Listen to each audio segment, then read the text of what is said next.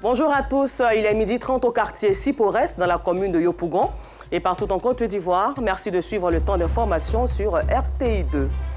Entre les embouteillages et les mauvais stationnements qui causent assez d'accidents de travail, sur le tronçon Sipores du Carrefour Zone dans la commune de Yopougon, les populations crient à l'aide. Depuis hors de chez nous au Mali, la mission de l'ONU a annoncé avoir commencé hier lundi à se retirer de deux de ses camps dans la région de Kidal, entamant ainsi une nouvelle phase de son retrait forcé qui fait craindre une intensification des combats. Encore merci d'être en notre compagnie sur RTI2. Dans la commune de Yopougon, le tronçon Sipores Carrefour Zone est de plus en plus dégradé. Les commerçants et pousseurs de brouettes occupent de façon anarchique les trottoirs. Conséquence, les usagers subissent des embouteillages, les mauvais stationnements qui causent des accidents de travail, un désordre qui joue malheureusement sur le rendement des occupants de cette zone qui crient à l'aide. Le constat de Justin Kwasi est commenté par Maïssa Kogueya. De la boue ça et là, des nids de poules et des flaques d'eau. C'est le triste décor que présente le tronçon Sipores Carrefour Zone dans la commune de Yopougon. Cette dégradation de la voie constitue un véritable frein à l'activité des automobilistes. Ça nous fatigue parce qu'on circule difficilement. Les trous qui sont sur la route, ça provoque les pannes. Les ressorts se cassent, les amortisseurs se cassent. Ça nous crée des problèmes. On n'arrive pas à faire la recette parce que le nombre de voyages qu'on doit faire pour avoir la recette, on n'arrive pas à avoir le nombre de voyages par rapport à l'état de la route. Cette voie dégradée et impraticable est la cause de plusieurs accidents de travail. Ce pousseur de chariot, pataugeant dans cette mare d'eau sale, en a payé les frais. Là, chaque jour qu'il pleut, on ne peut pas passer.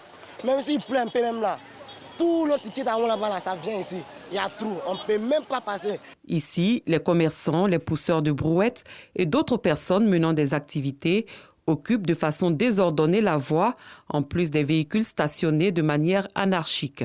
On n'a pas de gare routière pour pouvoir stationner. Il y a tout ça aussi qui nous fatigue. C'est ce qui fait qu'on est obligé de garer en bordure de route pour pouvoir charger, parce qu'on n'a pas de gare. Souvent, on nous accuse que c'est nous, on crée des embouteillages ici. Au bout on n'a pas un coin où il faut garer pour charger. Il faut que la mairie aussi n'a qu'à penser à ça pour faire une gare routière pour nous. Pas du tout facile, parce qu'il y a d'autres qui stationnent très mal. Il y a d'autres qui laissent pratiquement les gares pour venir stationner au bord. Et nous, ça nous fatigue énormément. Ça nous met en retard au fait même. Parce que vous voyez ce que je suis en train de charger. S'il y a une voiture qui est mal stationnée quelque part ici, je serai obligé de retourner encore, repartir comme ça. Vous voyez, si du moment où il y a un coin où stationner les véhicules tranquillement, tout le monde va vite aller. Cette situation oblige ce conducteur de tricycle à emprunter les voies secondaires du quartier pour exercer aisément son activité. La voie est d'abord trop occupée. Vous voyez, les vendeurs sont obligés de venir au bord puisqu'il n'y a pas de marché. Et la voie aussi est impraticable. Il y a pratiquement des nids de poules partout. Donc on est obligé de prendre la bretelle pour pouvoir venir prendre la marchandise. Cette vendeuse d'oranges installée non loin de la voie n'est pas mieux lotie. Quand les voitures passent aussi, là, les chauffeurs de GESCO, là, ils versent l'eau là sur nous. Ils ne demandent même pas pardon. Ça ne marche pas. Parce que quand ça est comme ça, les clients, là, pour traverser, même pour rentrer dans l'eau sale, pour venir payer leur truc, là, c'est problème. Ça ne nous arrange pas. Ils se plaignent beaucoup de fois. Outre l'état de dégradation avancé de ce tronçon pratiqué par des milliers d'usagers, on assiste incessamment à un désordre sans précédent sur cette même voie. Un aménagement de ce tronçon faciliterait non seulement le déplacement des personnes et des biens, mais donnera aussi une fière allure au quartier Sipores. Hier, lundi 16 octobre, marquait la journée mondiale de l'alimentation. À Abidjan, ici, les habitudes alimentaires diffèrent selon les origines de chacun et les avis sont divergents sur comment bien se nourrir. Avec la pression sociale aussi, plusieurs ne prennent plus le temps de se nourrir correctement, ce qui cause des indigestions. Le reportage de Clarisse Kanyala. La cherté de la vie a fini par modifier les habitudes alimentaires de plusieurs Abidjanais. Certains ne peuvent plus s'offrir le luxe de faire au moins 3 repas par jour. Maintenant, je ne peux plus trop manger parce que la vie est devenue chère. Donc, le matin, je mange un peu. C'est-à-dire, on peut faire un peu de garba, comme d'habitude. Et puis le soir, voilà, riz et sauce graine de chez moi. Au petit déjeuner, je prends des céréales et puis une bouteille d'eau pour s'hydrater. Pour commencer la journée à midi, je prends un trucs légers, soit de la salade, ce genre de trucs cuits, avec un peu d'avocat quoi. Chez moi à la maison, et moi il y a ticket, à la sauce, des fois œufs grillés, poissons grillés, à loco, ça dépend toutes les choses que je gagne, je mange. Il n'y a pas de totem. En plus de ces avis divergents, les habitudes alimentaires diffèrent selon les ethnies en Côte d'Ivoire. Un mets comme le dokounou, à base de maïs fermenté, a fini par gagner le cœur de certains Abidjanais. Ce dokounou, je mange à midi, le soir, matin. En tout cas, c'est ma nourriture préférée. Selon l'INADES Formation, Institut africain pour le développement économique et social qui promeut le milieu rural africain, les habitudes alimentaires des Ivoiriens ont été impactées par les produits importés. Il exhorte les Ivoiriens à consommer des produits locaux. Il faut avoir des systèmes alimentaires territorialisés. Nous invitons les jeunes, notamment, donc, à être de nouveaux agriculteurs, donc, à s'investir dans l'agriculture, donc, non seulement pour produire l'alimentation, pour arriver donc à la sécurité alimentaire, mais aussi à produire des richesses. À l'occasion de la Journée mondiale de l'alimentation ce 16 octobre, l'accent est mis sur l'eau, élément indispensable à la production d'aliments sains et nutritifs. Cette date a été retenue pour coller à celle de la création de la FAO en 1945. Commenté par Assitan Diarra.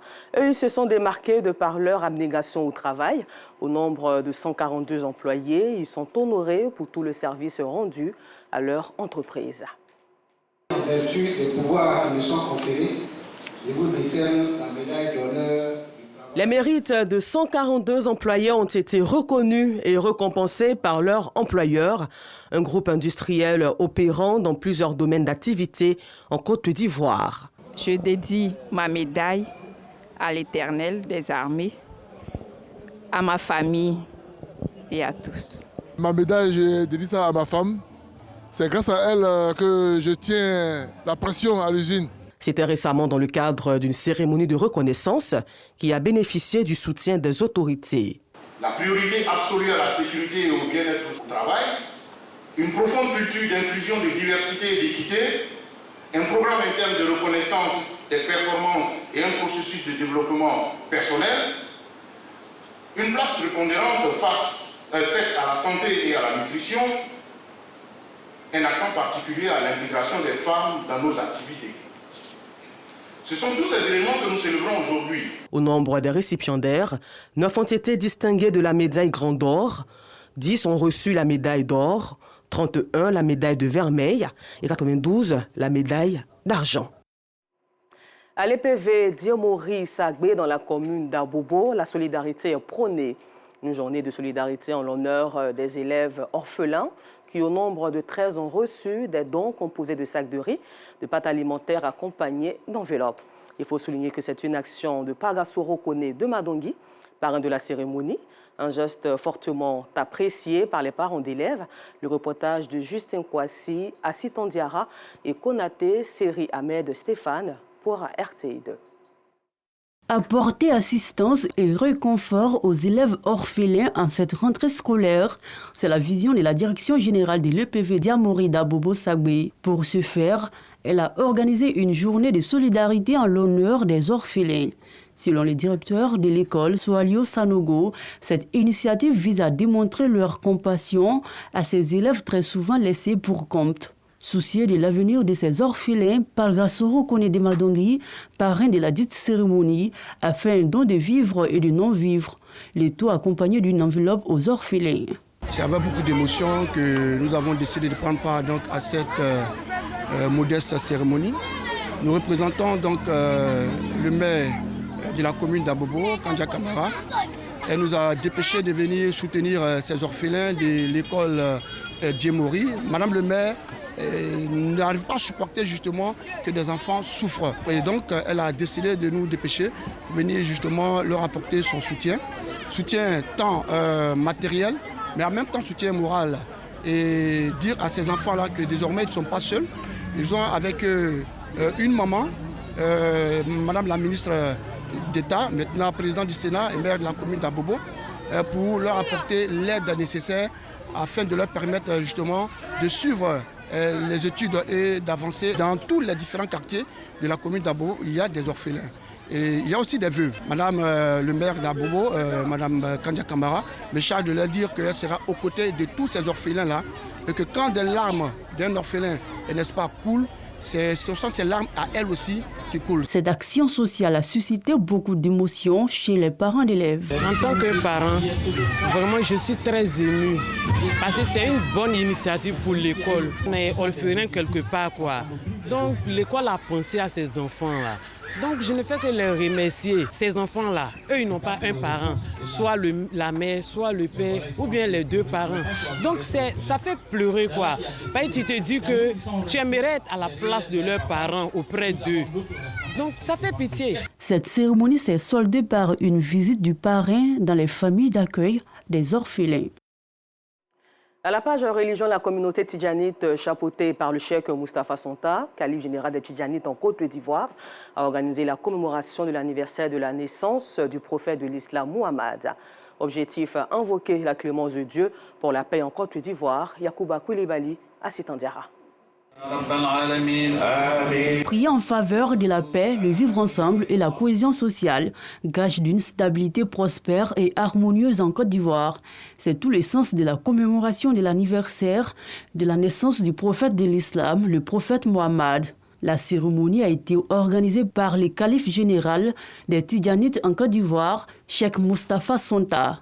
Prendre le prophète comme ton miroir, prendre le prophète comme ton exemple, c'est pour être guidé.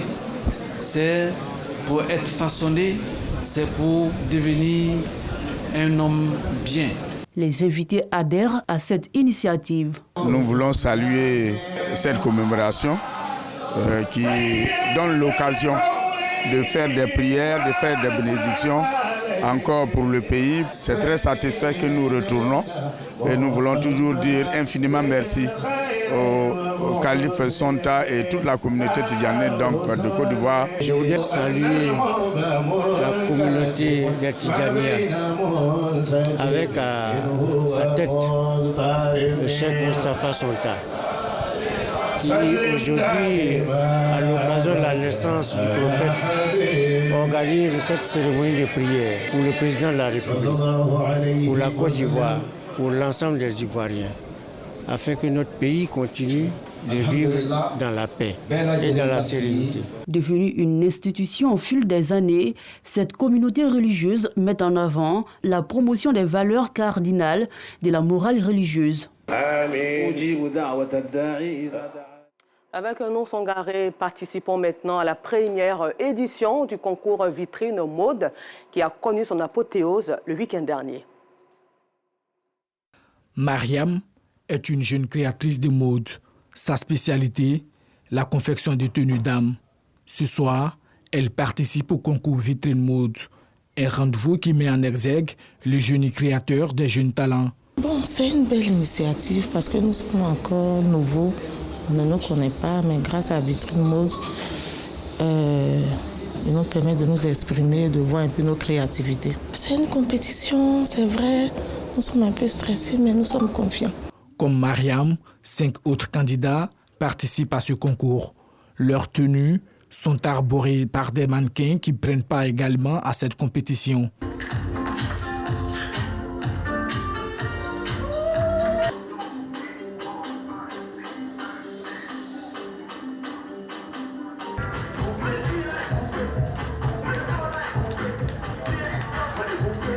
24 candidats, dont 6 créateurs de mode et 18 mannequins sont en lice. Parmi eux, 3 sont récompensés à l'issue de la finale. Il y a longtemps que j'exerce, mais on ne me connaît pas en tant que tel. Je dis merci à Vitrine qui nous fait découvrir aujourd'hui. Et je suis contente du prix. Vraiment, j'avais un peu peur parce qu'on est beaucoup. Et puis, même si on se fait confiance quand même, hein, mais je dis merci à Dieu. En tant que mannequin, c'est la confiance en soi et puis la grâce au fait. Voilà, c'est tout ce que je peux dire. Vraiment, je suis contente. Je peux dédier ce trophée déjà à mes parents qui m'ont soutenu, qui ne m'ont pas laissé. Voilà, malgré que ça n'avançait pas, c'est lent, mais Vitrine Mode m'a donné l'occasion en fait, de montrer en fait, de quoi je suis capable. Vitrine Mode, une lucarne qui a pour but de révéler des talents dans le domaine de la couture et du mannequinat. La mode m'a tout apporté parce que c'est grâce à la mode aujourd'hui je suis ce que je suis aujourd'hui. Donc pour moi, créer Vitrine Mode, c'est vraiment donner la visibilité et la chance à ces mannequins-là qui n'ont jamais fait de défilé de qualité comme ce qu'on vient de voir aujourd'hui. Une initiative soutenue par les promoteurs de mode. Il faut féliciter l'organisatrice qui a déjà pensé à un projet pareil qui met en avant et les créateurs et les mannequins et les promoteurs de la mode. Il faut lui souhaiter que ce soit une continuité et que nous puissions donc avoir un événement pareil chaque année en Côte d'Ivoire. Le concours Vitrine Mode est à sa première édition. La particularité cette année, la récompense des personnalités ayant contribué au rayonnement de la mode en Côte d'Ivoire. Et puis nous terminons ce temps d'information au Mali où la mission de l'ONU MINUSMA a annoncé avoir commencé ce lundi à se retirer de 2 de ses camps dans la région de Kidal. Encore merci à vous et bonne suite de programme sur RTI2.